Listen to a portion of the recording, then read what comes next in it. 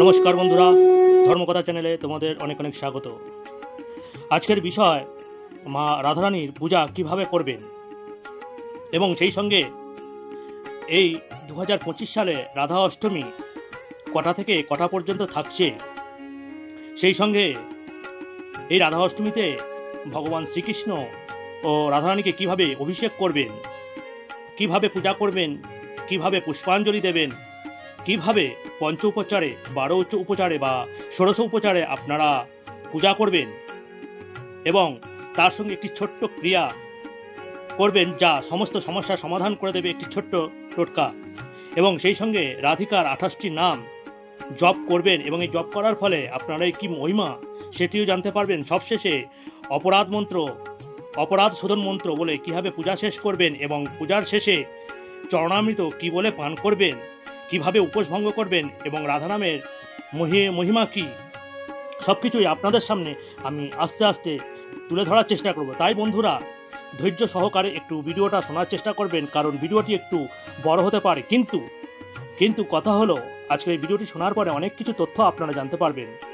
প্রথমে বলি যে রাধারানী এবং ভগবান শ্রীকৃষ্ণ একই আত্মা, দুই শরীর, এই হিসাবেই কিন্তু আপনারা পুজোটা করবেন। আমরা অনেকেই জানি যে মা রাধারানী শ্রীকৃষ্ণের প্রেমিকা বলে আমরা জানি, কিন্তু যদি আমরা পৌরাণিক তথ্য হিসাবে জানি যে রাধারানী বা ভগবান শ্রীকৃষ্ণ একই আত্মা, আমরা সকলেই জানি যে সমুদ্র মন্থন হয়েছিল।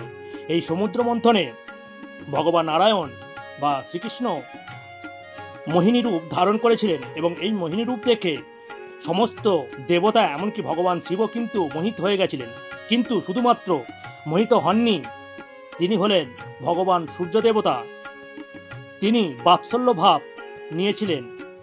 তিনি এই মোহিনী রূপ দেখে তখন তিনি বুঝতে চেষ্টা করলেন এবং মনের ইচ্ছা প্রকট করলেন যে ভগবান, এরকম যদি আমার একটি সন্তান হতো, আমার একটি মেয়ে হতো, তাহলে আমি কি সন্তান তুল্য আমি তাকে মানুষ করতাম বা তাকে পালন করতাম।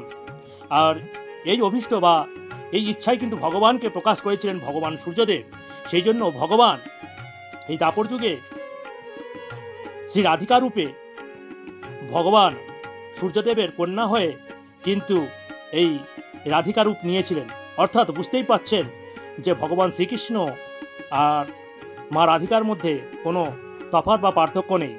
তাই আপনারা যখনই পূজা করবেন, শ্রী ভগবান শ্রীকৃষ্ণ আর রাধিকা একই আত্মা, দুই শরীর, এইটুকানি মনেই রেখে আপনারা কিন্তু পূজা করবেন।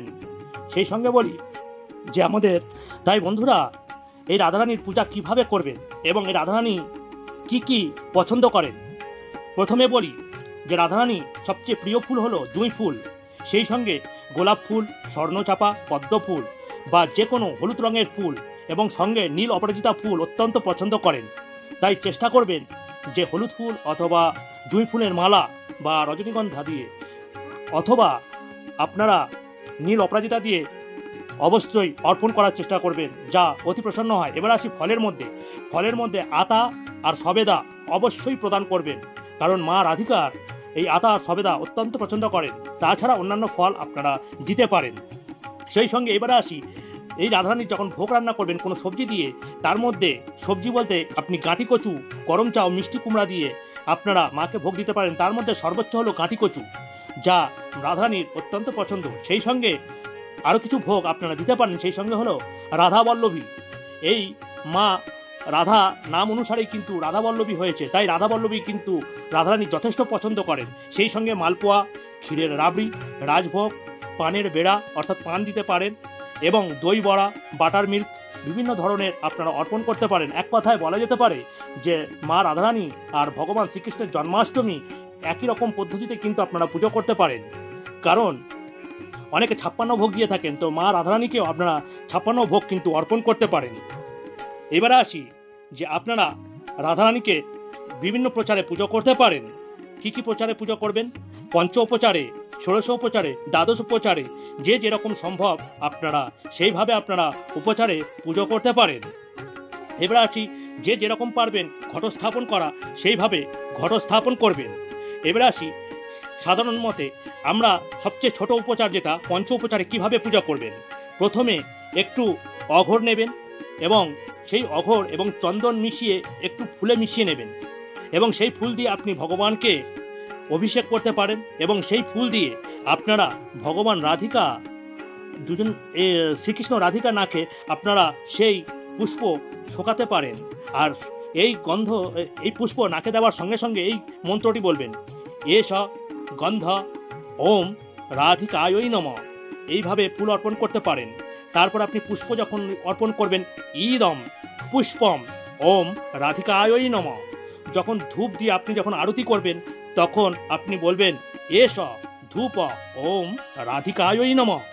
যখন ঘি দীপ দিয়ে আপনি ভগবানকে আর অর্পণ করবেন বা মা রাধিকাকে অর্পণ করবেন তখন বলবেন, এষ দীপ ওম রাধিকায়ই নমঃ। যখন আপনি নৈবেদ্য বা ফলমূলাদি যা কিছু অর্পণ করবেন তখন আপনি বলবেন, ইদম নৈবেদ্যম মিষ্টান্ন পানীয় দিকম সর্বম ওম রাধিকায়ই নমঃ। এই বলে আপনি ভগবান শ্রীকৃষ্ণ ও রাধিকাকে এই ধরনের সমস্ত ফল মূল নৈবেদ্য অর্পণ করতে পারেন। এইবারে বলবো কিভাবে অভিষেক করবেন। অভিষেক করতে গেলে আপনি চেষ্টা করবেন প্রথমে পঞ্চামৃত দিয়ে শোধন করবেন। আমরা সকলেই জানি দই, দুধ, চিনি, ঘৃত, মধু এই 5 রকম দ্রব্য দিয়ে আমরা পঞ্চামৃত তৈরি করি। প্রথমে এই পঞ্চামৃত দিয়ে রাধারানী ও ভগবান শ্রীকৃষ্ণ চরণ ধৌত করবেন, অর্থাৎ চরণামৃত হবে। তারপরে আপনারা সেই পঞ্চামৃত দিয়ে ভগবান বা রাধিকাকে স্নান করাবেন। এইটাই হলো পঞ্চামৃত অভিষেক।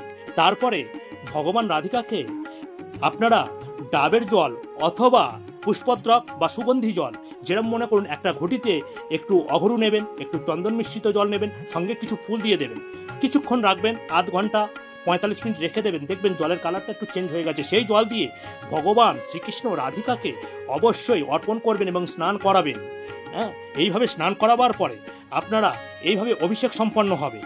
অভিষেক সম্পন্ন হওয়ার পর আপনারা চেষ্টা করবেন নীল বস্ত্র অথবা হলুদ বস্ত্র পরিধান করাবেন, বা ভগবান শ্রীকৃষ্ণ বা রাধিকাকে যেখানে রাখবেন সেই নিচে আপনি হলুদ বস্ত্র অথবা নীল বস্ত্র দিয়ে আপনারা কিন্তু রাখতে পারেন। এবং সেই সঙ্গে জুঁই ফুলের মালা অবশ্যই পরিধান করান, যা ভগবান শ্রীকৃষ্ণ ও রাধিকা অত্যন্ত পছন্দ করেন। সেই সঙ্গে চেষ্টা করুন ময়ূরের পালক, বেলুন অথবা পুষ্প দিয়ে ঠাকুর ঘরটাকে ভালো করে সাজিয়ে নেবেন। এইভাবে আপনারা কিন্তু ভগবানকে সাজাতে পারেন। এইবারে বলি যে আমরা যখন সংকল্প করব, সংকল্প কিভাবে করবেন। বলবেন, ভাদ্র মাসে শুক্লা পক্ষে অষ্টমা তীর্থ, যে যার গোত্র বলবেন, তারপরে যে যার নাম বলবেন, বলার পরে দেব শর্মা রাধাষ্টমী ব্রত অহম করিষ্যে। এই বলে একটি পান এবং গোটা সুপারি দিয়ে বা হরিতকি দিয়ে ভগবানের সামনে অর্পণ করবেন। এটা আপনার সংকল্প বিধি হবে। এবারে আসি, সংকল্প করার সঙ্গে সঙ্গে নিশ্চয়ই আমরা জানি যে ভগবান রাধিকা বা শ্রীকৃষ্ণকে আমরা পুষ্পাঞ্জলি তো দিতেই হয়। তাই আপনারা কিভাবে দেবেন, বলবেন এই মন্ত্র, তপ্ত কাঞ্চন গৌরাঙ্গীম রাধে বৃন্দাবনেশ্বরী বিষভানু সুতে দেবী প্রণমামি হরিপ্রিয়ে এসো পুষ্পাঞ্জলি রাধিকায় সর্বপয়ামি।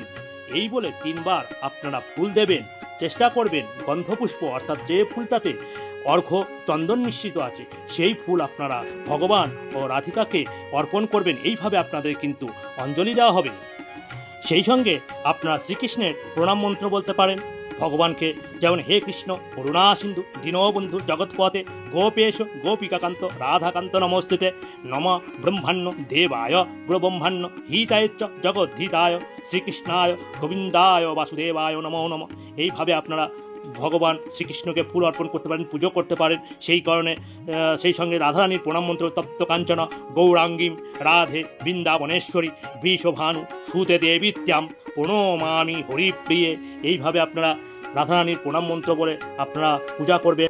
এবং পূজার শেষে এবার অনেকে ভাবছেন যে এই রাধাষ্টমী কিভাবে করব। এই রাধাষ্টমী আমি প্রথমেই বলেছি 30শে আগস্ট 13ই ভাদ্র শনিবার রাত 8টা 9 থেকে পরের দিন রবিবার 31শে আগস্ট 14ই ভাদ্র রবিবার 10টা 4 মিনিট পর্যন্ত থাকছে। তাই আপনারা চেষ্টা করুন, যেমন ভগবান শ্রীকৃষ্ণর জন্ম রাত 12টায় হয়েছিল, তাই ভগবান শ্রীকৃষ্ণর পূজা কিন্তু জন্মাষ্টমীতে রাত 12টায় করা হয়। ঠিক সেইরূপ রাধারানীর জন্ম কিন্তু দিন 12টায় হয়েছিল, তাই অনেকে দিনের বেলাতেই কিন্তু রাধারানীর পূজা করে থাকেন। যারা অষ্টমী ব্রত পালন করবেন, যারা পারবেন তারা কেউ 24 ঘন্টায় অষ্টমী রাখতে পারেন, অর্থাৎ অষ্টমী ধরা থেকে ছাড়া পর্যন্ত। এবং সেই সঙ্গে যারা রাখতে পারবেন না তারা চেষ্টা করবেন যেদিন অষ্টমী থাকছে অর্থাৎ রবিবার দিন বেলা 12টা পর্যন্ত আপনারা ভগবান শ্রীকৃষ্ণ ও রাধিকার পুজো করবেন এবং 12টা পর্যন্ত পুজো করে আপনারা কিন্তু চরণামৃত পান করে আপনারা কিন্তু উপোস ভঙ্গ করতে পারেন। প্রথমে বলি চরণামৃত পান করার মন্ত্র। যখন চরণামৃত পান করবেন কি মন্ত্র বলবেন? ওম অকাল মৃত্যু হরম সর্বব্যাধি বিনাশনম কৃষ্ণ পাদোদকম পিত্যা শিরোষা ধারময়হম। এই বলে আপনারা কিন্তু চরণামৃত পান করে উপোস ভঙ্গ করবেন। আপনার ছোট্ট একটি টোটকা করবেন, যে টোটকার মধ্যে দিয়ে আপনার এমন কোনো মনস্কামনা নেই যা আপনার পূর্ণ হবে না। বলি প্রথমে টোটকার মধ্যে 28টি নাম আপনারা অবশ্যই জপ করবেন এবং সেই সঙ্গে আরেকটি টোটকা বলছি, বিশেষ করে আপনারা এটা করার চেষ্টা করবেন। একটি সাদা কাগজ নেবেন, তার মধ্যে 108 বার রাধা রাধা রাধা এইভাবে লিখবেন এবং কাগজটিকে মুড়ে নেবেন এবং মুড়ে একটি হাতের ওপর নেবেন এবং তার উপর একটি হলুদ ফুল নেবেন। ফুল নিয়ে তার উপরে আরেকটি হাত কিন্তু উপর করে দেবেন এবং যে কোনো একটি অপূর্ণ মনের ইচ্ছা বলবেন এবং জীবনের এমন একটি বড় ভুলের জন্য ক্ষমা প্রার্থনা করবেন যার জন্য আপনি হয়তো আজও নিজেকে কোনোদিন ক্ষমা করতে পারেননি বা কাউকে বলতে পারেননি, সেটি মনে মনে বলবেন এবং রাধা অষ্টমীর দিন যে কোনো রাধা কৃষ্ণ মন্দিরে বৈকাল 5:15 থেকে 5:30 মধ্যে অর্পণ করে দেবেন, যা সরাসরি শ্রীমতী রাধারানী গ্রহণ করবেন এবং আপনার মনের ইচ্ছা পূরণ করবেন এবং আপনার ভুল অবশ্যই রাধারানী ক্ষমা করে দেবেন। এবং সেই সঙ্গে বলি রাধা নামের আমরা জানি মাতা রাধারানীর 108টি নাম হয়, কিন্তু তার মধ্যে আপনি 28টি নাম অবশ্যই জপ করার চেষ্টা করবেন। যেমন রাধা, রাধেশ্বরী, কৃষ্ণা মাত্রাধি, দেবতা, সর্বথা, সর্ববধনা, রম্যা, বৃন্দাবন বিহারিণী, বৃন্দারাধ্যা, রমা, অশস্য গোপীমণ্ডল পূজিতা, সত্য, সত্যপরা, সত্যভামা, শ্রীকৃষ্ণ বল্লভা, বৃষভানুসুতা, গোপী, মূল প্রকৃতি, ঈশাবরী, গন্ধর্ব, রাধিকা, রম্যা, রুক্মিণী, পরমেশ্বরী, পরাৎপরতা, পূর্ণা, পূর্ণাচন্দ্র, বিমাননা, মুক্তি, মুক্তিপ্রদা, ভব ব্যাধি বিনাশিনী ইত্যাদি 28টি নাম বলতে পারেন। তাছাড়াও মা রাধারানীর প্রথমেই বলেছি 108টি নাম হয়, সেই 108টি নামের মধ্যে 28টি নাম আছে এবং আরও আপনারা যদি পঞ্জিকা বা অন্য কোনো গ্রন্থ খোলেন 108টি নাম কিন্তু অবশ্যই পাবেন। এইভাবে কিন্তু আপনারা এই নাম কিন্তু জপ করতে পারেন। আর এই নাম জপ করলে এমন কোনো মনস্কামনা নেই যা পূর্ণ হয় না। তাই রাধারানীর কৃপা পেতে অবশ্যই কিন্তু এইভাবে আপনারা নাম জপ করবেন। কথায় আছে যেখানে রাধানামের মহিমা বলা হচ্ছে, ভগবান শ্রীকৃষ্ণ যখন যিনি নিজেই বলেছিলেন 1000 বার বিষ্ণু নাম নিলে, একবার রাম নাম নিলে তার সমান হয়, আর 3 বার রাম নাম নিলে, একবার কৃষ্ণ নাম নিলে তার সমান হয়। আর ভগবান শ্রীকৃষ্ণ স্বয়ং বলছেন, মম নাম সতে নেব রাধা নাম সংস্কৃত মম ইহা স্মরিত সর্বদা রাধান জানতস্য কিম ফলম। অর্থাৎ আমার নাম কেউ 100 বার বললে তার থেকেও শ্রেষ্ঠ একবার রাধা নাম বললে। তাহলে বন্ধুরা বুঝতেই পারছো যে রাধা নামের মহিমা কত। তাই পারলে শুধু 108 বার যদি রাধা নাম জপ করতে পারেন তাহলে তার কোনো কথাই নেই, এমন কোনো সমস্যা নেই, এমন কোনো মনের ইচ্ছা নেই যা আপনাদের পূর্ণ হবে না। তাই রাধা নামের মহিমা অবশ্যই আপনারা করবেন। আর এইভাবে ছোট্ট করে যতটুকু পারলাম আপনাদের সামনে তুলে ধরার চেষ্টা করলাম, এইভাবে পূজা করবেন, আশা করি অবশ্যই আপনারা ফল পাবেন। সেই সঙ্গে বলবো রাধারানীর কৃপা আপনাদের মাথায় থাকুক। যদি ভালো লাগে অবশ্যই বন্ধুরা একটি লাইক করবেন, সঙ্গে কমেন্ট করবেন জয় রাধে জয় রাধে কমেন্ট করবেন। যারা সাবস্ক্রাইব করেননি আশা করব তারা সাবস্ক্রাইব করবেন, নতুন যারা আছেন, এবং সঙ্গে শেয়ার করবেন। কারণ যারা এইভাবে মা রাধারানীর পূজা করতে পারেন, রাধাষ্টমীতে পূজা করতে পারেন, তাদের কাছে শেয়ার করবেন যাতে সঠিকভাবে তারাও পুজো করতে পারে এবং কৃপা লাভ করতে পারে। এবং যারা সাবস্ক্রাইব করেছেন তাদের অসংখ্য অসংখ্য ধন্যবাদ। আর এই ধরনের ইনফরমেটিভ ভিডিও পেতে হলে বেল আইকনটি টিপে সঙ্গে থাকবেন, এইটুখানি আশা রাখি। এই বলে আজকে আমার ভিডিও শেষ করছি। হরি ওম তৎসৎ, হরি ওম তৎসৎ, হরি ওম তৎসৎ।